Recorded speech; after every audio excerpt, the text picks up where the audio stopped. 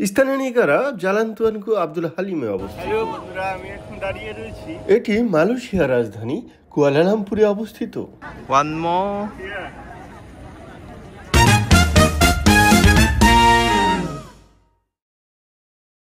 বন্ধুরা, Mannan for people এই চ্যানেলের পক্ষ থেকে আপনাদেরকে স্বাগত জানাচ্ছি। মালয়েশিয়ার কুয়ালালামপুর থেকে আমি মোহাম্মদ আব্দুল মান্নান। কেমন আছেন সবাই? সিটি ট্যুর বাসে আজকে আমি আপনাদেরকে দেখাবো ইস্তানা নেগারা। প্রথমেই জেনে নিই প্রাসাদ কমপ্লেক্সের আয়তন 97.65 হেক্টর, 22টি গম্বুজ এবং 3টি প্রধান অংশে বিভক্ত।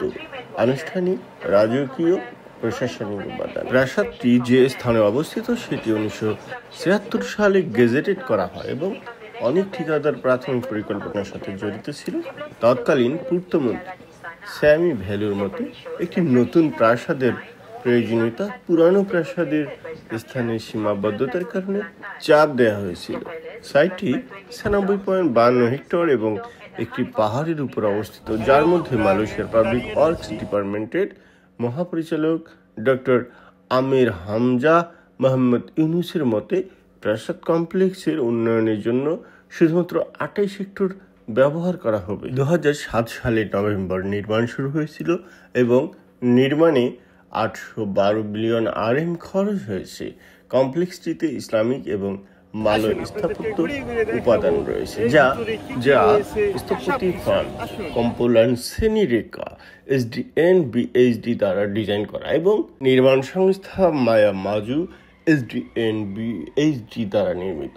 প্রাসাদ কমপ্লেক্সটি 2009 সালে সমাপ্ত হওয়ার কথা ছিল, কিন্তু শুধুমাত্র সেপ্টেম্বর 2011 সালে সম্পূর্ণ হয়েছিল। রাজ পরিবারটি 19 অক্টোবর থেকে পর্যায়ক্রমে নতুন প্রাসাদ কমপ্লেক্সে তাদের কার্যক্রম সরানো শুরু করে। 15 নভেম্বর একটি পতাকা উত্তোলন অনুষ্ঠানের মাধ্যমে শেষ হয়। প্রদর্শনীটি 15 এপ্রিল 2012 সাল থেকে শুরু হয়েছিল, পরে 2008 সাল ডিসেম্বর পর্যন্ত বাড়ানো হয়েছিল।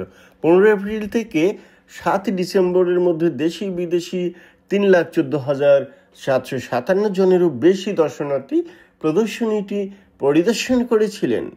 2013 সাল থেকে সিদ্ধান্ত নেওয়া হয়েছিল যে মালয় সালতানাতের স্মৃতিচারণ এবং ঐতিহ্য পুনরুজ্জীবিত করার জন্য পুরাতন ইস্তানা নেগারার প্রধান প্রবেশদ্বারে মালয় ঐতিহ্যবাহী পোশাক পরিহিত 2 জন প্রহরী মোতায়েন করা হবে। তথ্য যোগাযোগ সংস্কৃতি মন্ত্রী রইস ইয়াতিম বলেছেন যে এই অনুশীলনটি পুরাতন প্রাসাদটিকে অবশ্যই পরিদর্শনযোগ্য পর্যটন কেন্দ্র হিসেবে ধরে রাখতে সাহায্য করবে।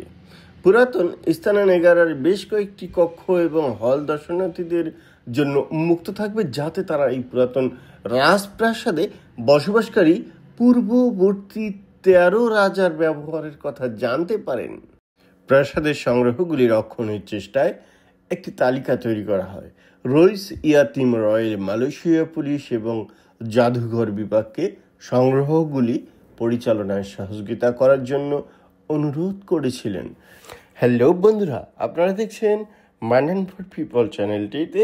আজকে মালয়েশিয়ার ইস্তানা নেগারার অনেক ইতিহাস, ঐতিহ্য এবং এর ভিতর বাহির। বন্ধুরা এই ফাঁকে দেখুন, আমি আমার একটি বিজ্ঞাপন করে ফেললাম মান্নান আর্কিটেক্ট অ্যান্ড ইঞ্জিনিয়ারিং এবং মান্নান সিরামিকের। হ্যাঁ বন্ধুরা, দেখছেন এটি হলো সেই ইস্তানা নেগারার টপ থেকে দেখছেন যে ডোমটি, সেটি। এবং একজন দেখুন ড্রোন উড়াচ্ছে এখান থেকে, এবং এখানে সারি সারি সব টুরিস্ট বাস, মাইক্রো বাস গাড়ি চলে এসছে। বন্ধুরা, আমি এই যে সাততলা বাসটিতে দেখছেন, এটিতেই করে এখন আমি রওনা হয়ে যাব। এই প্রাসাদ আপনাদেরকে দেখালাম এবং প্রাসাদটিকে আপনাদের কেমন লাগলো, আজকে পরবর্তী সম্পূর্ণ ভিডিওটি কেমন লাগলো। হ্যাঁ বন্ধুরা, এখন আমি দেখুন এই যে সাততলা বাসে চড়ে আমি চলে যাচ্ছি আরো অন্য একটি স্থানে, এবং পরবর্তীতে কোন স্থানে, কোন স্পটটি, কোন জায়গাটি আপনাদেরকে দেখাবো সেটি দেখার জন্য থাকতে হবে এই চ্যানেলের সঙ্গে। সাবস্ক্রাইব করে থাকুন, বেল আইকনটিতে ক্লিক করে রাখুন বন্ধুরা, যেন পরবর্তী দেখার সঙ্গে সঙ্গে আপনারা নোটিফিকেশন পেয়ে যান। হ্যাঁ বন্ধুরা, এটি হলো রাতের ভিউ। দেখুন কি চমৎকার লাইটিং করা এই ইস্তানা নেগারা প্রাঙ্গণ, কি সুন্দর লাগছে, রঙিন লাইট দিয়ে সাজানো এই প্রাসাদটি। বন্ধুরা, হ্যাঁ, আপনারা কমেন্টস করে জানাবেন এই ডোকু ফিল্মটি কেমন লাগলো আপনাদের। ভ্রমণ বিষয়ক ডোকু ফিল্ম পেতে এক্ষুনি এই চ্যানেলটি সাবস্ক্রাইব করুন। ধন্যবাদ, আল্লাহ হাফেজ।